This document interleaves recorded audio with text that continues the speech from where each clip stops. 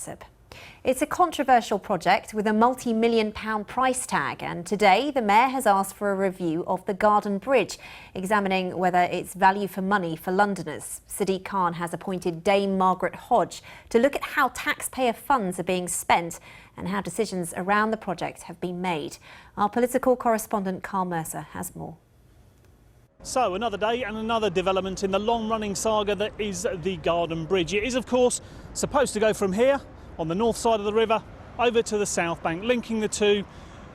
Trees, bushes on it, lots of people supposed to be going across it, so say the Garden Bridge Trust. But the Mayor has different thoughts, and he's asked Margaret Hodge, something of a Rottweiler in her days as an MP when she chaired the Public Accounts Committee.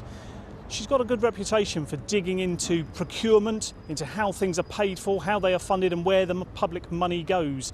Now, one of the people who's welcomed her appointment and this new review is Michael Ball, a long-time protester against the Garden Bridge. You're a happy man today, Michael. Yeah, we're delighted.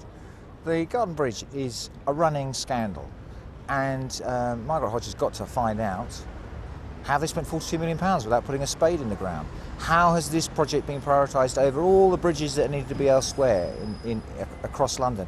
And how can this happen when taxpayers will have to pick up the bill for the next 100 years, running costs, massive amount of money, more than possibly could be brought up for anywhere else?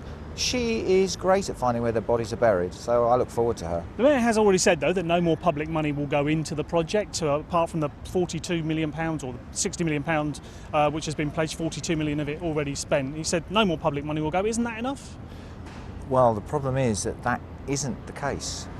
If the bridge is to go ahead, he has to underwrite it so that when the Bridge Trust goes bust, maybe in 5 years' time, maybe in 20 years' time, then all of us will have to pick up the pieces. £3 million a year we'll have to pay to keep that bridge running.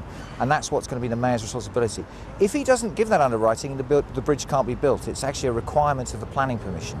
Thanks for that, Michael. But there are, of course, other views, and one of the biggest supporters of the bridge, of course, Joanna Lumley, was on BBC London Radio yesterday. This is what she told Vanessa Feltz.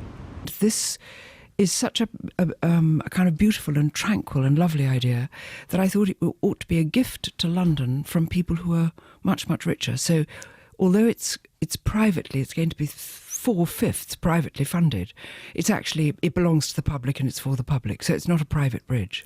Two sides of the story there then, one for, one against the bridge. We'll find out in a few months' time what Margaret Hodge makes of the whole process.